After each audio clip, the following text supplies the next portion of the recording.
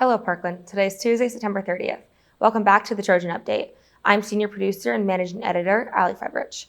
Today, we'll take a look at the Jimmy Kimmel controversy, the Bloomsburg Fair, the opening of a big budget film, and a look at the weather this week. A recent controversy has unfolded in late-night television involving one of its most prominent hosts, Jimmy Kimmel. On September 17, 2025, ABC announced an indefinite suspension of Jimmy Kimmel Live after Kimmel delivered a monologue the previous night in which he criticized reactions from political figures to the assassination of conservative activist Charlie Kirk. The suspension stirred major reactions across media, artists, politicians, and the general public.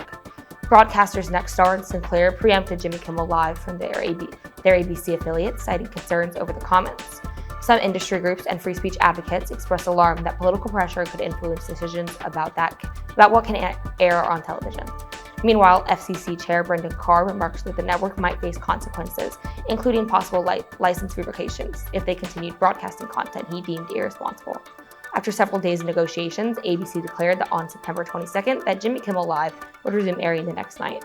Kimmel returned on September 23rd with an emotional monologue saying he had not intended to make light of Kirk's death. The show received an initial 6.26 million total viewers, making it the show's best-performing regularly scheduled episode in over a decade, with a 0.87 rating in the key 18 to 49 demographic. Certain ABC affiliates, however, continued to preempt the show initially. By September 26th, though, Nexstar and Sinclair agreed to air Jimmy Kimmel Live at its original time slot. Now, over to a word about our very own share tables at Parkland High School. If you have unfinished food during lunch or breakfast, don't throw it out. Any unopened fruit cups, fruit juices, applesauce, frozen fruit, carrots, apples, and bananas that remain should be placed on the share tables in the lunchroom. Students can take any of this food throughout their lunch. After the day is over, the food will be packaged and distributed to various charities such as the Parkland Cares Food Bank, the REACH program, and I Have, I Need. This simple act can help the whole district, so share your food to make a difference in your community. Moving on to our regional community, this past week, the annual Bloomsburg Fair wrapped up its 170th year in Columbia County, drawing thousands of visitors from across Pennsylvania, including many from the Allentown area. The fair featured more than 1,400 vendors offering everything from handmade crafts and fresh produce to classic fair food. Livestock shows, agricultural displays, and competitions highlighted the fair's long-standing agricultural roots. Visitors also enjoyed carnival games, of rides, and a full lineup of entertainment at the grandstand, with performances by artists including Ludacris, Third Eye Blind, and comedian Jeff Dunham. New this year was expanded seating near the agricultural exhibits, making it easier for guests to relax and take in the displays. While the fair faced some challenges, including a few weather delays and busy crowds, organizers said attendance remained strong, crediting both returning fairgoers and first-time visitors for keeping the tradition alive. For Parkland TV, we visited the fair this past Monday and had a wonderful time, including a taste of Laura's beef and cheddar sandwich, as well as some fun camera rides. The Bloomsburg Fair once again proved to be a celebration of Pennsylvania's agricultural heritage, local talent, and community spirit, leaving attendees with good food, lively memories, and excitement for next year's festivities.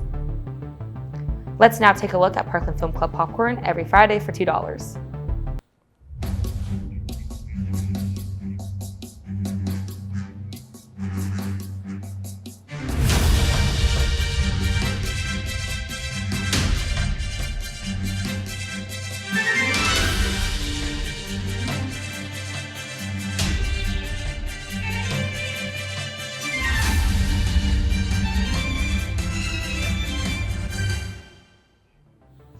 The new Paul Thomas Anderson epic, One Battle After Another, opened at the top of the box office this weekend, earning $22.4 million in ticket sales from North American theaters, according to studio estimates.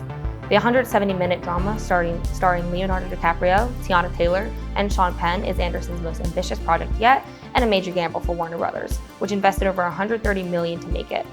Critics have called it the movie of the year, praising its sweeping story of rebellion and resistance, and noting DiCaprio's strong box office draw. International audiences added another $26.1 million, bringing the film's global debut to roughly $48 million. While that's a solid start for an original drama, analysts note the movie will need strong word of mouth and awards buzz to recover its hefty production and marketing costs. There are signs that might happen. Audience gave it an A in cinema score, far higher than Anderson's previous films, suggesting moviegoers are enthusiastic and likely to recommend it to others.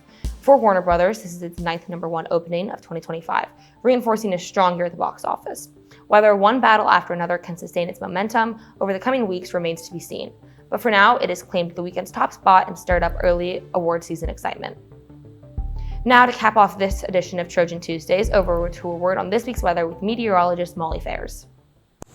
Hello Parkland, my name is Molly Phares and I'm Parkland TV's meteorologist, and here is a look at the weather for September 30th to October 3rd. Throughout this week we can expect partly sunny to mostly cloudy skies to start off our week. And good news is we can expect no rain this week, with the percentage of precipitation being very low. We will start off our week with unseasonably warm temperatures, with Tuesday being a high of 79 and a low of 55. We'll have a cold front passing through by midweek, and this will finally bring our cool fall-like temperatures as a nice start to October. This means that it will be finally time to bring out your sweaters and jackets, especially for the morning on your way to school. On Wednesday, we can expect a high of 70 and a low of 45. On Wednesday, it'll be a bit more breezy than it was on Tuesday due to the cold front that has come into our area. For Thursday and Friday, we will have finally hit temperatures in the 60s. Thursday will have a high of 66 and a low of 43, and you can expect it to feel breezy. Lastly, on Friday, it will feel very cool with the high being 69 and the low being 45.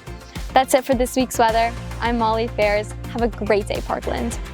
One of the most beloved traditions of homecoming week is the Garter Bowl game. Garter Bowl is a flag football game where each class competes against the other. The first game will be at 6 p.m. where the juniors will take on the freshmen. The next game will feature the seniors taking on the sophomores at 7 p.m. The championship will be played at 8 p.m. with the homecoming court being announced during halftime. I personally can't wait to play with the other seniors. Have a great week, Parkland. This has been your Trojan Update.